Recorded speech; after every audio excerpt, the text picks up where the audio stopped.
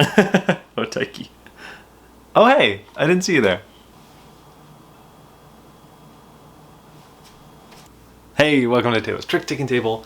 I'm Taylor, and this is a wonderful day on the channel because we're celebrating the man, the myth, the legend, Taiki Shinzawa. That's right, this is a Kickstarter preview for the new edition of the original Dois and Zimbabwe Trick.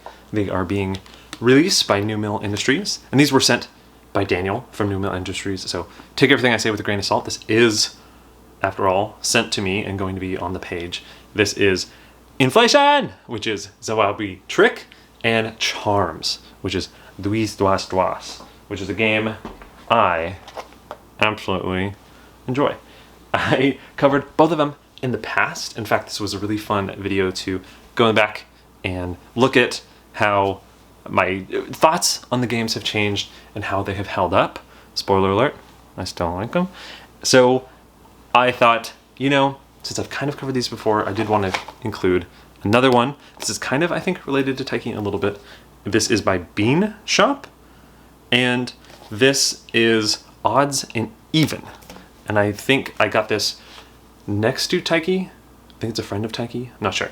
But so I thought it'd be fun to cover this one as well, like if you've already seen me cover Dois, and Zimbabwe Trick. So at least this video has something to offer to everyone.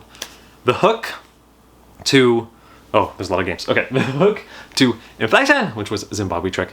It is a trick taker where, I guess both of these, interestingly, are trick takers where the cards you played previously in the hand actually affect the current trick in a wild way. So Inflation is a game where you will play a card to the trick, and then you'll play another card and it'll add. So say everyone plays a 7, and then someone leads a 5 the next trick, they've actually played a 57, so it adds. And so then the next trick, if someone plays a 3, then they've played 357. It just adds and adds and adds and adds and adds until you get crazy wild numbers. It's an interesting one. Also, there is a really cool strategy guide for Zimbabwe Trick, what Inflation was, and I will link that down below. Carol did an amazing job on that. So if you want a little bit of a strategy kind of perspective on the game, I will definitely include that. It's so, so well done. Carol did an amazing job on that. Thank you so much, Carol. Charms is Dois, and the hook to this one is players have cards with just numbers and cards with just suits, and when you play to the trick, usually you're going to play either just a number or a suit, but in front of you there's going to be both, and they're going to combine to be essentially what you played. Wild, wild game, and I really like it. In fact, it won the seal all those years ago, and so I thought the costume today, which would be wonderful, would be the regal crown that I think Dois deserves. Wow, talk about being unbiased. Anyway, the last game we'll be covering is Odds and Even. Odds and Even. The hook to this one is, you can see on the card back whether the card is either even, like the number on the front, like in this case, is an 8, it'll say even on the back, but if it's odd, it'll say odd on the back, which is important because in the game, one of them, either even or odd, like all the cards, are trump or not. It's a wild idea. So you can see if someone has trump in their hand.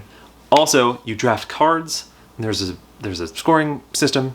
It's a wild one. I'll explain all these when you come to the table, but I do want to say again, this is Daniel sending me these videos for the Kickstarter. The Kickstarter link will be in the description, but definitely check these out. I think they are all interesting in their own right. Okay, bye, see you later, see you at the table, bye. The deck in Charms is made up of number cards and suit cards. The number cards go from 1 to 8, and there's 4 copies of each, and then there's 4 suits, and there's 8 copies of each. Here we have a game of Charms set up for 3 players, so each player is going to get dealt 13 cards. All the left are going to be set over to this side there. There's There's also going to be bidding buttons that players will use to bid on how many tricks they think they're going to win. So players are first going to look at their hand, and they're going to make sure that they have enough suit cards and number cards. If they don't have enough, like for example, if this player right here who only had 4 number cards, if they have less than 3 of either suit or number, so like let's say these 2 were suit cards, so they only had 2 numbers, they're going to take their hand, show it to everyone, shuffle it into the deck, and redraw 13. And they're going to keep doing that until they have, again, at least enough suit cards and number cards. And the magic number is 3. So if they only had 2 suits and a bunch of numbers, they would do the same. So once everyone has a valid hand, players are going to bid on how many tricks they think they're going to take. They do that knowing what the trump is. So they're going to flip over the top card from the deck. If it's a number, you just keep flipping until you get a suit. And the first suit that comes up is going to be the trump suit for the hand. So in this case, the coins. So starting with the first player, let's say it's Poliwag, they're going to bid on how many tricks they think they're going to take. They're looking at their hand. They have, 2 trump suits. They have kind of strong hands. Maybe they think they're going to win 3 tricks. So they're going to take the number of black buttons equal to how many tricks they think they're going to take. And then each player will do this. So looking at Dodrios, they have a bunch of trump and 8s, 2s. They are going to think they are going to take maybe 5. And then finally, let's just say the last player thinks they're going to take 4. Now that everyone's bid, the lead player is going to lead to the first trick. So the first trick is special than the other tricks, which I'll explain. But so the first trick, the lead player is going to play 2 cards. They're going to play 1 suit and 1 number. So maybe they play the key and this 2. So what this does is these combine to form kind of a single card in front of this player. So they didn't play just a suit and a card. These combined, they played actually a 2 in the key suit. So coming to the Dodrio player, they have to follow suit because Charms is a must-follow game. So they have to play a key suit if they have it. They do, so they're going to do that. But they can play whatever number they want. So maybe they want to win the trick, so they're going to play a 4. Coming to the final player here, they also have a key in their hand, so they're going to play that. And then maybe they want to win the trick. So the interesting thing is they could play the 5, because it's the highest the lead suit would win the trick if there's no trump. But they could also play the 4. And what's interesting is when it's tied, like that person played the 4 of the keys and this person played the 4 of the keys, it's the later played. So they would win this trick with the 4. If you win a trick, you're going to take a white button. You're going to make a little button hug by putting it on top of one of your bids. And then now from trick 2 all the way to the end, this is going to be a little different. So when the lead player plays to the trick, they're just going to play 1 card, not 2. So they can play either a suit or a number. If they play a number, it goes over their number. So now instead of a 4 that they played previously, they're actually going to play a 5, but the suit stays the same. Since it's a must-follow game, when it comes to Poliwag, it's their turn to play just a single card. They have to keep the same suit. So they can't play rabbit or coin because they can still follow by playing a number. Interesting. So they're going to play a number. So that's a 6. Coming up to Dodrio here, like I said, it's a must-follow game. So they could play a number because they already have the suit. But what's interesting is they do have that suit. So they could still play 1 card and remain on suit. So they played a suit card, so their number didn't change, but they remained following suit. So to summarize, you do have to just follow suit if you can. So no matter what you play, if you can follow suit, that is something that you'd have to play. So then the highest of the lead suit would win, and notice now it's this player, Poliwag, so they're going to play the 6. Now, maybe if they play a rabbit's foot suit and it comes to Dodrio, if Dodrio had, oh they don't, nice. So if Dodrio had a rabbit suit card, they would have to play it because they have to follow suit in any way possible. As you can see here, there's no way they could follow suit because they have only suits and the numbers there would go on this and they don't have the key suit doesn't follow suit right now. So they can play whatever they want. Maybe if they want to win a trick, they're going to play this. So now they're playing a 4 in the trump suit. And coming down to the key here, they have to turn, if they have a rabbit suit, they do, because it's must follow, they have to turn it into a rabbit suit. So Dodrio is going to win because they played the highest card in trump. So trump's going to beat any of the lead suit. And they're going to take a button and then lead to the next trick. So flow like this just continues until players play all their cards. So we're going to fast forward to the end of the hand for scoring. Here we are at the end of the hand, and as you can see, some players did better than others. So Dodrio up here, they hit their bid exactly. They bid 5, they got 5. If you hit your bid exactly, you get 0 points. The point of the game is you want as few points as possible. So it's actually a low score wins game. So Do Trio, by hitting their bid, they got 0, which was great. If you're off by 1, so as you can see over here, the stack of coins, they got 3 when they wanted 4, so they're off by 1. If instead of getting 3, they also got 5, so they were over by 1, it's the same score. So under by 1 or over by 1 is the same score. They would get 1 point. As you can see over here for Polywag, they were 2 over. And if you're 2 over, either up or down, 2 less, 2 more, you get 3 points. If Polywag did super poorly and they were off by 3 or even, more, maybe 4 in this case, they would get 5 points. So that's one hand. You would play 4 total hands like this. You'd reshuffle this, do the same setup, put all the buttons back, rebid, and then after the end of 4 hands, whoever has the least points wins. And that's how to play Charms. The deck in inflation is 1 through 10, but the number of each card is the rank. So there's 1 1, 2 2s, 3 3s, 5 5s, all the way up to 10 10s. Here we have a game of inflation set up for 3 players. So each player is going to get dealt 12 cards, and then you're going to have the bidding buttons over here. Starting with the start player, let's say it's Polywag, they're going to look at their hand, and they're going to bid on how many tricks they think they're going to win. So they're looking at their hand, they have a lot of 9s, a lot of 10s. Maybe they think they're going to take 4 tricks. So they take 4 black buttons in front of them. So all players are going to do this. After everyone's bid, the lead player is going to lead into the trick. They decided to play this 8. And what's interesting is Inflation is a must-follow game, but is based on the rank. So since an 8 was played, Toad up here has to play an 8 if possible. So looking at their hand, they do have an 8, so they are going to play the 8. And then coming to Do Trio, if they have an 8, they have to play an 8. So if everyone plays the same number, it's the later person who wins the trick. So 8 8 8, Do Trio is going to win the trick. They're going to take a button and put it on the bottom there. Now they are going to lead to the trick. Maybe they have a lot of 5s. Maybe they play a 5. So they've played a 58 now. Very important. When you play a card, you always put it to the left. You don't collect the trick at all. Players in front of them are going to have a growing number over the course of the game. So Do Trio didn't just play a 5 to the trick, they played a 58. So it still must follow. So coming to Polywag, they would have to play a 5 if they do have it. They don't. They are going to play whatever they want. They're going to play a 48, which is losing to a 58. Now Toad is going to come up here. They have to play a 5 if they have it. They don't have it, so they're actually going to play a 38. So Do Trio won again, and they're like, okay. So then they're going to lead to the trick. Do Trio, just for the example, is going to play a 10. So they have played 1,058. It's a must-follow game. So Polywag has to play 1,048, and then Toad up here is going to play 1,038. So what's interesting is, even though they all play a 10, notice the numbers, the full numbers are different. So Do Trio is going to win this trick again because they have a higher number. So that 5 is coming to bite them once again. Now they are going to lead to the trick, and they are going to play a 6.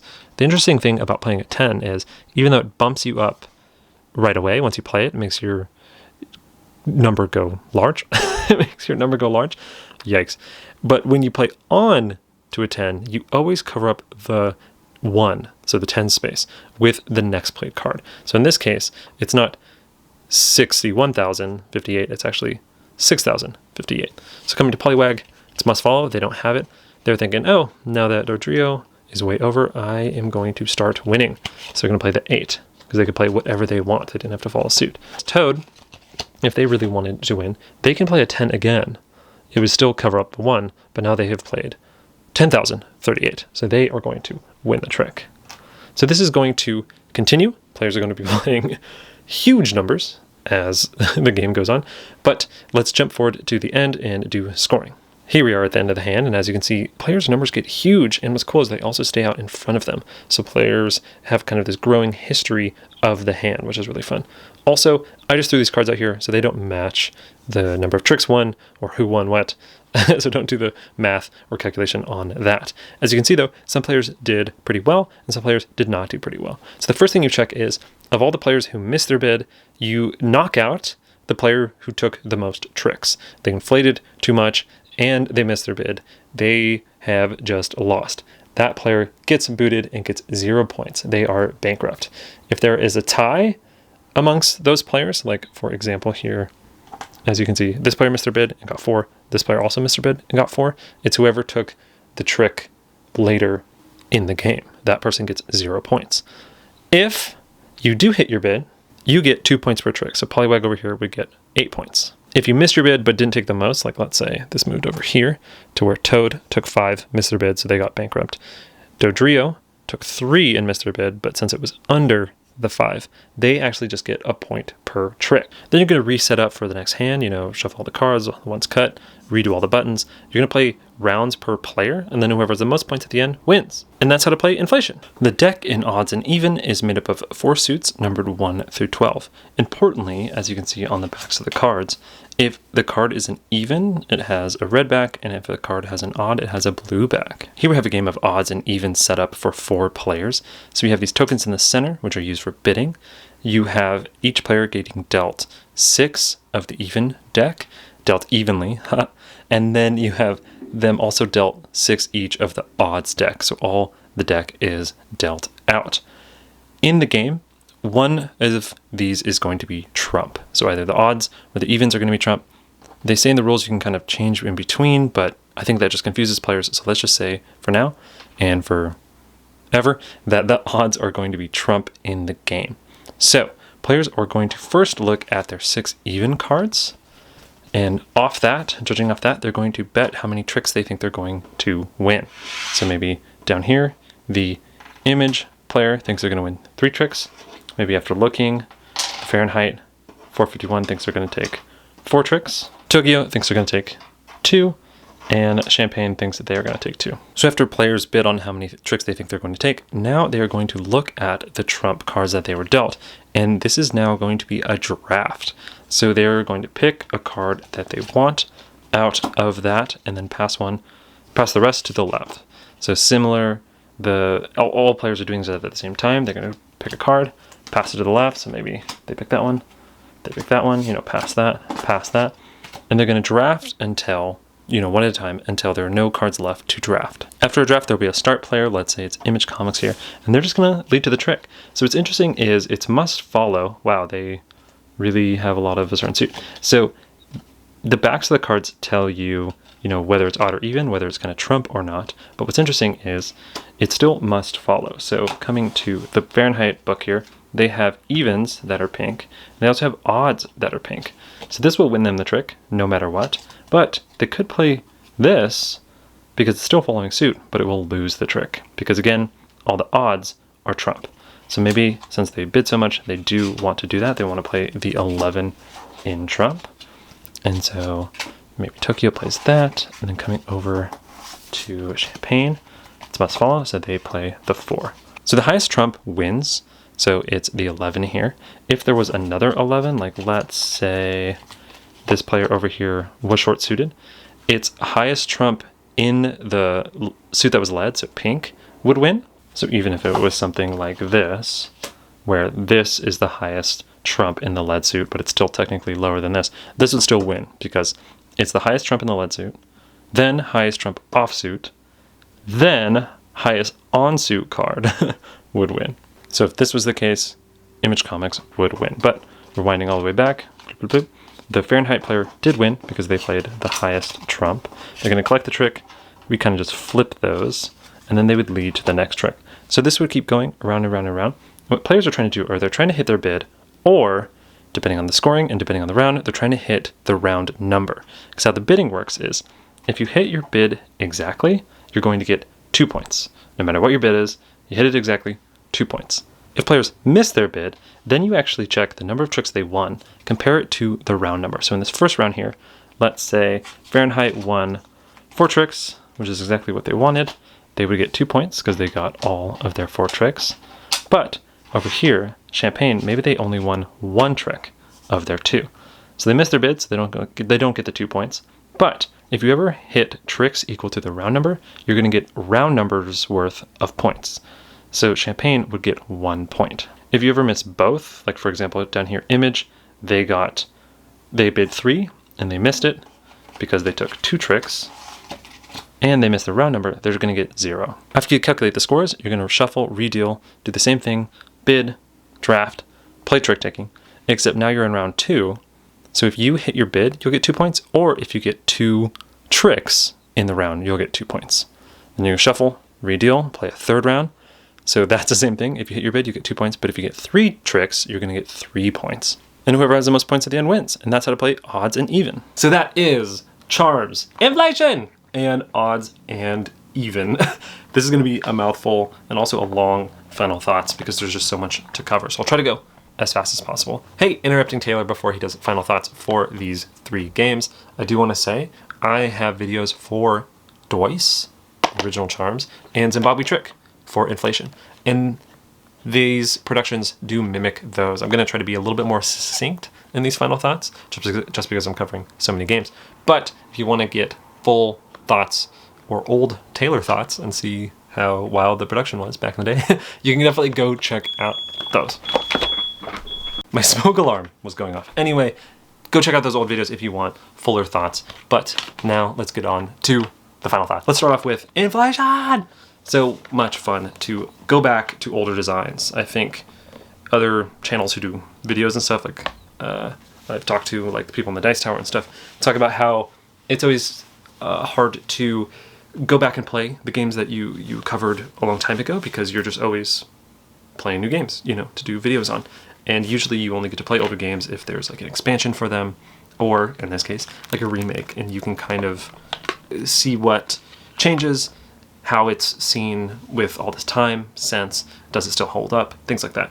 So what is so great is I went back and looked at my video for Zimbabwe Trick, and I had in that video kind of some thoughts about the scoring and how the original scoring, where if you get the most, you just bust no matter what, that was always like, to me. And you can definitely go back to that video and check out kind of what I was ruminating on. But I was saying that I love the variant scoring where you can win a lot of tricks, but if you hit your bid exactly, you don't bust. I thought it did so much for the dynamics of the game where you could actually have a really good hand and not feel bad for winning a bunch of tricks and trying to slough off. And also it made people who did kind of meh and like only won 1 or 2 tricks, they usually were safe in the original scoring, but in the variant scoring in Zimbabwe Trick, they were then on the hook for hitting their bid, which I think in a bidding game, you should be on the hook for hitting your bid. It's kind of like the idea of the challenge of a bidding game. So what I love here is that inflation uses that variant scoring. I think it's so much more interesting. I think it's so much more fun. I think everyone's involved, especially trying to make someone go over or under, or like whatever it is, like no matter what that person's bid is, especially because hitting your bid makes you feel safe. It feels like kind of like a safe haven. It feels like like no matter what your hand is, it feels like a port in a storm, which I love. So I think inflation using that new scoring is a wonderful choice. Also, the buttons are back. Oh, love the little button hugs. That's the way I like to see remakes, is they have nods to the original. They know little fun things that you can do to make it work. There was a name change and also an art change. I think it is a little less wacky art, not like footballs and such, but also I think the design is clean. It's very simple. I know that the cards themselves have to be kind of this way because, you know, you're splaying them out, but it looks good. I think all the different numbers, all the different colors, the font, yeah, it looks good. It's plain, simple. I think you'll understand if that kind of art style will appeal to you. And my favorite thing is the back of the box has a ton of information on it. But anyway, I think Inflation by Taiki and the new production by New Mill is a hoot, especially with the scoring being what I enjoy so much. Moving on to Charms. Ah, a game so nice. I own it thrice. So I loved how, again, going back to the old video, I rewatched them recently, in Dois or whatever, I was just completely bewildered as to what these symbols mean. And turns out through, I think even like years of comments on that video, or people reaching out on BGG and stuff, they were explaining how these make sense. So over time, I've had kind of a fun discovery to the theme of Dois. But in this new one, Charms, the suits are just Lucky Charms. Or Lucky Charms. Not Lucky Charms as in the cereal, but you get the idea. So I think it's fun. A little light theme. I think it makes more sense. It's less confusing to players at the table. I do miss part of that confusion. It was a fun confusion. You know, sometimes in games you have some fun confusion where players are discussing, why does this look like this? You know. Also, just like I said, with inflation, the buttons are back. Couldn't love it more. Love the buttons. Absolutely love the buttons. The main difference between Charms and Dwa is the scoring. So the original scoring in Dwa, if you are unfamiliar and haven't seen that video, is if you hit your bid, you get positive points for how many tricks you took. And then if you missed, you lose points by how much you're off. So it could be a swing from hitting your bid, I don't know what this is, hitting your bid was positive, and then you're off by just 1, and all of a sudden you're going in the negative. So it could go from like, it was times by 10 for some weird reason. It was like you got 4 points, and if you're off by 1, you would get all of a sudden minus 1 point. So a 5-point swing just by missing once. So it was super, super, super, super harsh. I personally liked it. I thought it was fun how swingy it was. It was huge how close someone just getting off by 1 was. And then hitting your bid felt so good. I think in a game like this, though, that some players, I think, probably have trouble gauging how to hit their bid. I think it might have been too punishing for some. So the score changing, where now if you hit your bid, you get 0, and then you're off by 1, plus or minus, it's just 1 point. You don't want points. I think it's more forgiving. I think some maybe will feel it's helpful in a game that... I sound so elitist. I love the original scoring because I might be good at this game, and I felt like it felt great to hit your bid. And I also love the fact that it was so important to hit your bid that sometimes when players were bidding around the table, and like I said in the original review, if in a 3-player game, if everyone's 1 trick away from hitting their bid and there's 3 tricks left, it almost became like a weird co-op game. Now, there's like a little bit less of a tension, right? Because if everyone's 1 off and there's 3 tricks left, you know, maybe you're 1 point off, maybe you can get someone those 3 tricks and make them, 3 points instead of 1. So I think there's just a little less tension, a little less wildness, but balance for that balance sake. So it feels like the scoring itself is almost less harsh, more balanced, which some people may like. I think I like the original scoring a little bit more. But the great thing is you can just use whatever, right? It doesn't quite matter. It's the same deck, same buttons. I mean, that is all this game is. But I think maybe what I like is having this scoring is helpful for people who don't like the swinginess, don't like the harshness. And so maybe they're just 2 different tools. You can check them both out. That is Charms. And I will say, just because I was giving these games and Daniel's a pal, I don't want to give any seals or anything. Dois, this won the seal back in the day. And I just ranked my top 555 games. And Dois got pretty high. So I like Charms, is what I'll say. I don't know if there's bias to saying you like something. Anyway, on to finally odds and even. Whew. First off, odds and evens, who knows? We dropped the S, wild. Second off, this is speedrun. The production, I try not to critique some indie productions as much. I kind of run into this with like Witch's Shot delivery service, where sometimes you're just like, I'll make a note of it, but like obviously it's indie design, so I can't really help it.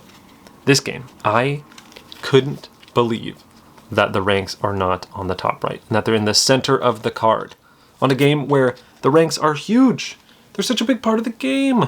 The odds and the evens, it's like the core of the game. This, honestly, detracted so much from the experience and made people so annoyed when playing that I try not to have production get too much in the way of influencing like the gameplay or maybe the feel of the game. But like when you can't even play the game because the production's so bad, it's like, ugh. You have to fan your cards like this, or like always be checking, or like have card trays or hold them like this or something crazy. It was so bad. So that kind of blew me away. Ooh. The gameplay itself, I played at 4, wasn't the biggest fan. Played at 3, liked it more. I think the idea is cool. but I think you just get kind of into these classic flows where like an 11 always wins if you lead it. And so you can like bank on that. And I think the hook of it all, how interesting it is, where it's like half of your cards are trump, seems interesting, but also I think what it comes down to is it's an interesting hook. I don't think it's just polished that much. The scoring itself also seems super interesting, but in practice, not too practical and kind of obvious. So for example, in the first round, if you get one trick, you get one, but if you hit your bid, you get two.